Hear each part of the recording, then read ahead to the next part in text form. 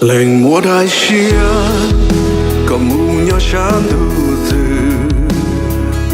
我家路呢có họ chữ họ phê có nụ cụ tia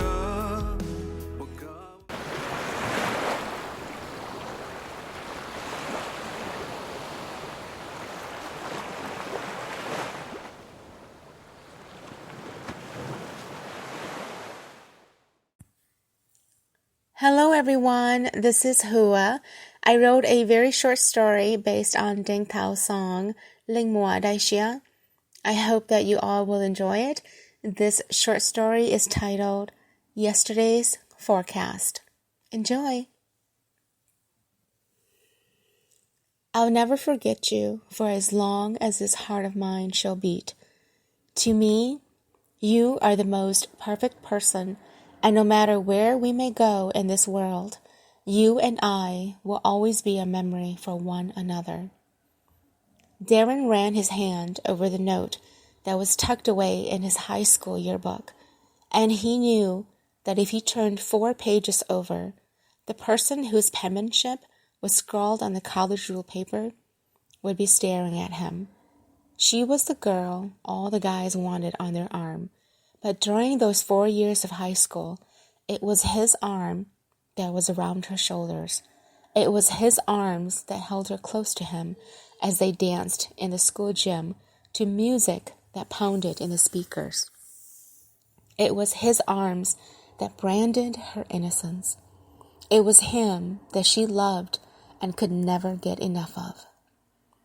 She was never far from his mind, and every time he came past this closet that was tightly closed, his heart still ached to reach into the box and open to find the pictures of her. In this school photo, she was posed just like any other girl during picture day, but her dark hair had been curled and gently let down where it cascaded down her back. He remembered the blue stars that she wore in her hair because it had caught his eyes as she walked into the school. The soft lavender blouse was a color that brought her eyes to life, and the material was so soft against his hand as he hugged her when she smiled at him and muttered her usual good morning. Closing his eyes, he could still remember how she felt and how she had fit perfectly, as if the gods had designed her body to be fitted only inside him. Everything had been perfect, and nothing could go wrong. They were young, and they were in love.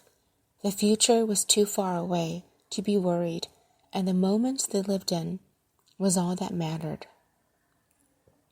"Honey, can you come take out the garbage?" His wife's voice jerked him to the present, and he put the yearbook back.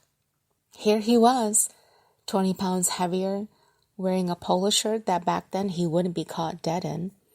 He walked up the stairs to the kitchen where his wife, Lisa, was busy preparing dinner. The kids were downstairs, and he could hear the sound of fake guns blaring with their PlayStation. He walked to touch his wife around the waist, and she turned around and stared at him with inquisitive eyes. "What do you want now?" Lisa asked. Darren laughed at her response. "What? I can't say hi to my wife?" Rolling her eyes, she said, "You can say hi after you take the garbage out and fix that damn sink that has been backed up for 2 weeks." Shaking his head, Darren went to pull the overflowing garbage bag out of the canister and walked outside to toss it. The one that got away is what we all dream about in our moments of regrets. For Darren, it was going back to high school where things were easy and simple. When he woke, and all he had to worry about was what to wear and how to look smart, so teachers would simply leave him alone. He hadn't been the most popular guy in school, so it meant dating the most popular girl to gain that title. And for him, that was Michael, the one and only whose smile still burned a hole in his memory. Her scent still was kept locked up in a place deep in his heart, and the very first kiss he stored was kept hidden for his own reminiscing. Michael had been the girl he loved with all his heart and soul, the girl who his eyes still wandered for in the crowd, the girl who he hoped would randomly show up on a busy street and their eyes would lock gaze. That was a movie. It was a movie scene Darren had played out 1,000 times before, but it had never happened, and although he still wished it in the back of his mind, he knew that wishful thinking kept him on his toes. It wasn't that he didn't love his wife. He did. Yes, he did. But Michael was another level of love and pain, that it had left him feeling as if the world had ended for him when she left. Every now and then, when the pain surfaced, he had to remind himself that it was she who did the leaving, and it was him who did the weeping. His heart was the one broken into tiny pieces, and inside the palm of her hand, she still possessed one piece. Lisa had been the savior of his broken heart.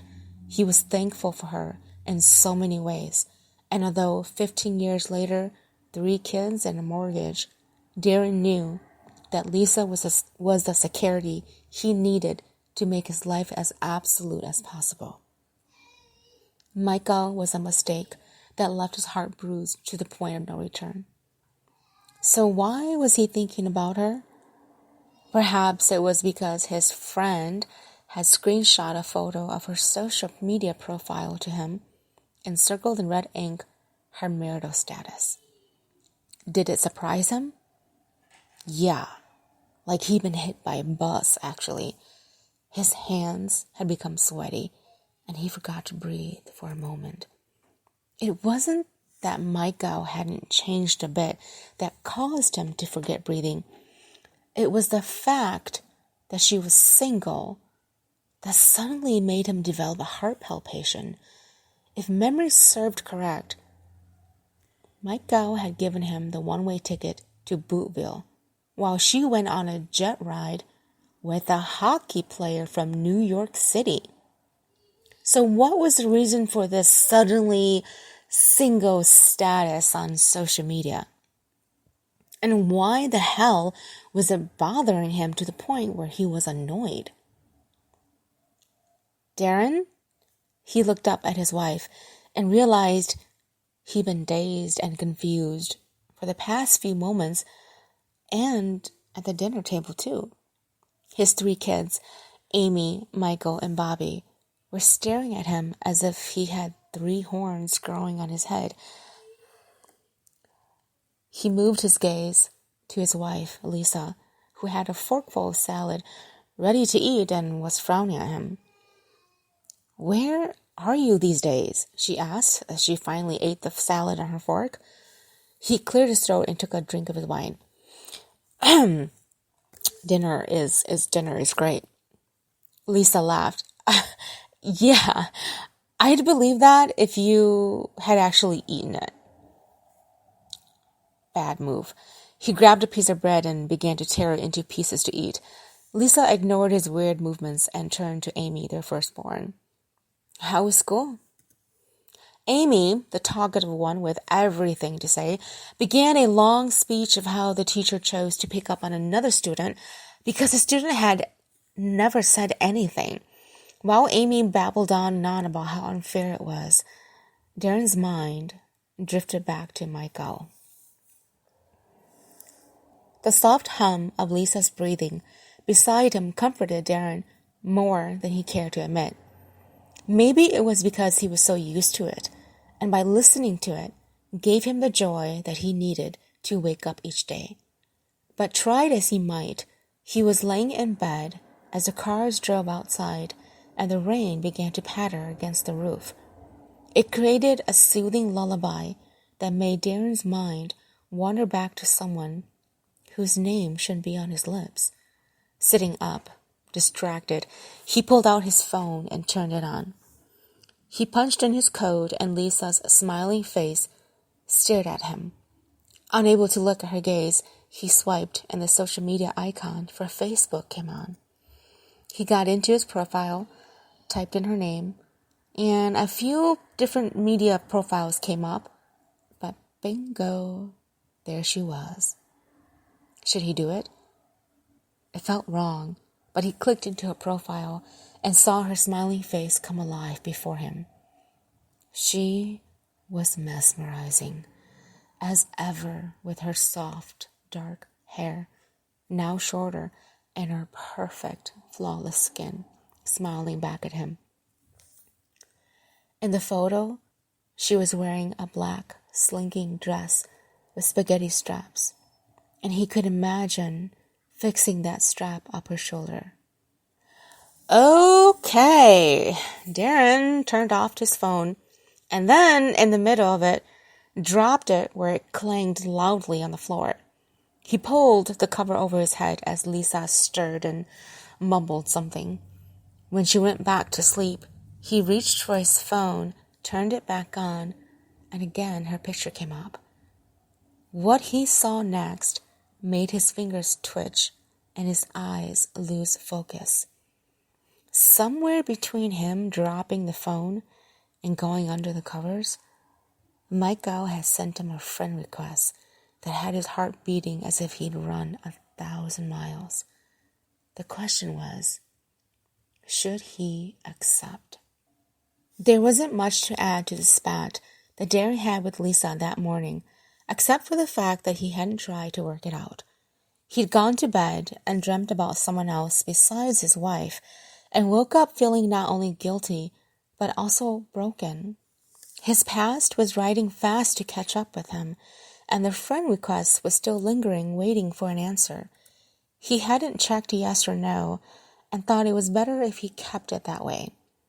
Lisa had asked him to send the kids to school, but because he slept through his alarm, he was late for work.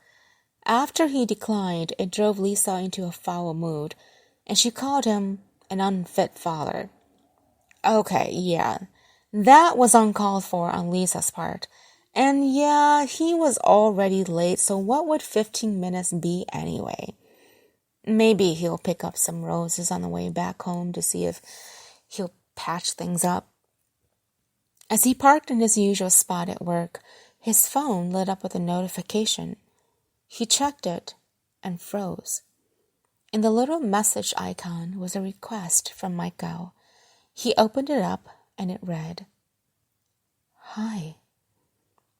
That was it. He let out the breath he was holding and decided today was already the doghouse for him. He better pray he was allowed to eat dinner. When Darren returned home, a dozen roses in his hands, he opened the door to the sound of laughter.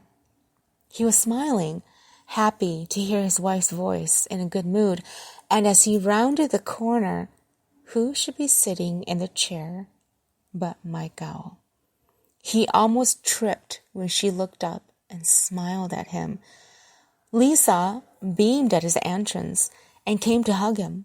For show or for real, he couldn't tell. "Look who it is!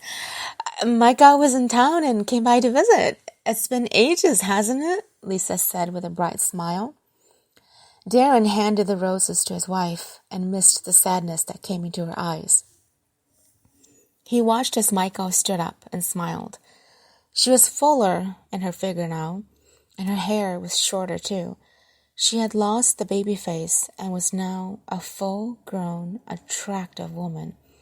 Long gone was the innocence in her eyes, and what replaced it was pain. He didn't know what to do except utter a simple hello. "Hi," Michael replied. "I hope you don't mind me dropping in like this. I was just around the corner and thought I'd stop by." Lisa waved her hands as she put the roses in a vase. "Of course not. Will you stay for dinner?" Michael turned to his wife and smiled gently. "You're so kind, but no, thank you. I have to get going. I just wanted to say hi and hope that we could catch up on time." As she said this, her eyes remained on Darren. When she began gathering her things, Darren stepped to the side to allow her to leave. As she did, her elbow brushed against his, and for some strange reason, he felt nothing. Lisa and Michael exchanged goodbye, and then the door closed. Darren looked up as Lisa entered, wearing a weary look on her face, and then he saw the tears that threatened to spill. When he walked to her, she moved away from his hold. "I can't believe that you gave her our address," Lisa said as she grabbed the roses from the vase and shoved them into the garbage. The thorns pricked her fingers and she swore. He went to aid her and she turned away from him. "How can you do that to me?" Lisa asked as she sucked on a wound. You honestly think that I told her to visit us? That I gave her our address?" Lisa glared at him. "Are you saying you didn't?" Darren laughed. "Honey, why would I, in a million years, give her our address? She broke my heart." "Yeah, and you never got over her." Lisa squared her stare at him, and he knew he lost. He watched as she pulled a chair and sat down, exhausted. She looked up at him and tears spilled on her cheeks. "You know, I can stand the laziness you sometimes give me at home when I ask for help. I can stand having to ask you 4 times to take the damn garbage out. I can stand having to eat while standing by the sink. But you know what I can't stand?" Her voice broke. "I can't stand when I can never measure up to the perfect woman you can't damn let go." Darren came to her and took her hands. "Lisa, honey, don't say that." She pulled her hands free and stood up. "No, Darren, listen to me. I know what she was like to you. She was like the moon and the stars, the heaven and earth. She was like your lifeline, your true north. Nothing in this world could ever measure up to her. I remember what she was like when we were in high school. I remembered what I looked like back then. Some part of me still can't believe that you picked me to marry. But I'm human, and I hurt when another woman lives in the dream that I can't be a part of." Darren watched as Lisa turned and walked away from him. Feeling like a crabby husband, he looked at the mess of roses in the garbage and realized that this was exactly why he avoided going back to that place. And that place had come searching for him and made itself home. It was a lousy night for Darren, especially because he was sleeping in the guest room. Lisa had locked the bedroom door and hung the cross outside the doorknob. It was kind of like a thing in their marriage. It meant, "Go away, I'm restricting you from touching this fabulous body of mine," kind of thing. And Darren hated it, but in a way he knew he deserved it. He hadn't replied to Michael's message since this morning, but now he had an urge to clear his name. Yes, he was guilty of thinking of her, but he didn't welcome her in his home. He didn't welcome her to stir up his marriage like this. If anything, he had the right to break his own marriage, not her. He sat up and turned on his phone, but as if she had read his mind, he found a message waiting for him from her. He opened it and it read, "I'm sorry for dropping in like that today. I miss you. You look really good. I got your address from your friend." He stared at her smiling photo and ran a thumb across it. And then the feeling of the pain he felt when she ripped his heart out from under him returned, and he began typing out his entire heart to the woman he couldn't let go of, the woman who got away, the woman who robbed his dreams. "Michael, It was as surprising as ever to see you, in my own home of all places. I've had many thoughts of where we would meet, how we would meet, or how it would play out. So many times I wondered what would be said. In my mind, I had played it over and over again to the point where almost anyone who looked the slightest bit like you, my mind played tricks to make me believe that it was you. You wounded me deep when you left me stranded. You walked away from my arms as if I was nothing, and my love for you wasn't even worth a second glance. You tore away every piece of my flesh and buried me alive. Yet you lived a joyous life with the man you chose. I was far from your mind when you were always near in mine. You tortured all the dreams I had, and every holiday that came, your name was on the verge of being said. It took so many years before I could gather up the courage to set you free. I was afraid because you became my security blanket, my place of comfort, my passion to dwell on. And then Lisa came to my life. It brought to me a sense of freshness I hadn't known before. She was simple, yet real in ways I hadn't expected. She picked up the pieces you carved out of me and helped me glue it back together. In the palm of your hands, you took a part of me with you, and while I stood bleeding to death, she opened her heart and gave me a piece of hers. She was willing to do that because I was her whole balance, and I love her. I love her for everything you could never give me. I love her for everything you took away. I love her for all that you never will be. If I had been with you today, I'd probably be single just like you. But I chose better. Goodbye.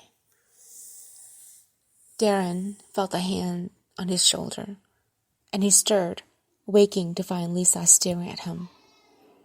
She was sitting beside him in bed and smiling. He sat up and rubbed his eyes. What time is it? It's late, she replied. Come back to bed. Darren watched as she stood and extended her hand to him. Does this mean that we're okay? Lisa nodded. Michael sent me your message. What? He asked, not believing. Yeah, the message you sent her. She dropped her hand, climbed into bed with him, and wrapped her arms around him. I'm sorry. Darren held her close, engulfing her scent into him, and realized this was what made him home. This was what made him whole. Seeing Mike go after all these years finally made him realize that the safety net wasn't her, it was Lisa.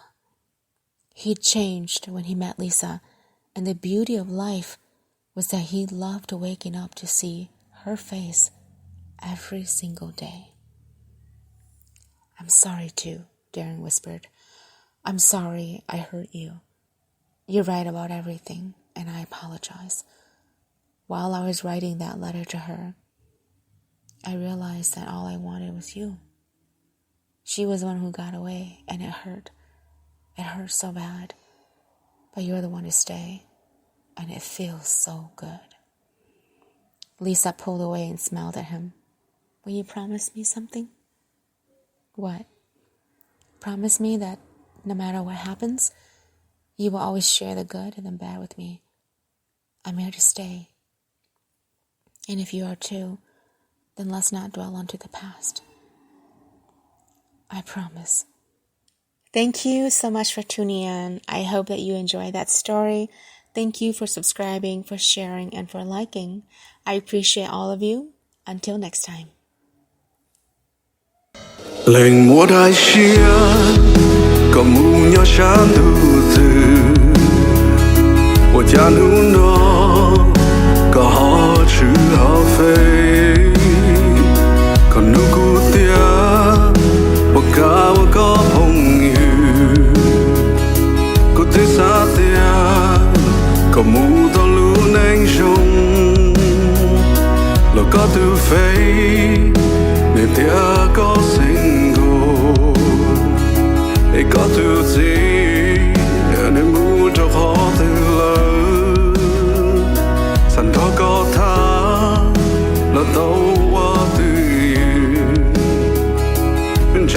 ရှာကိုပေါ်နေ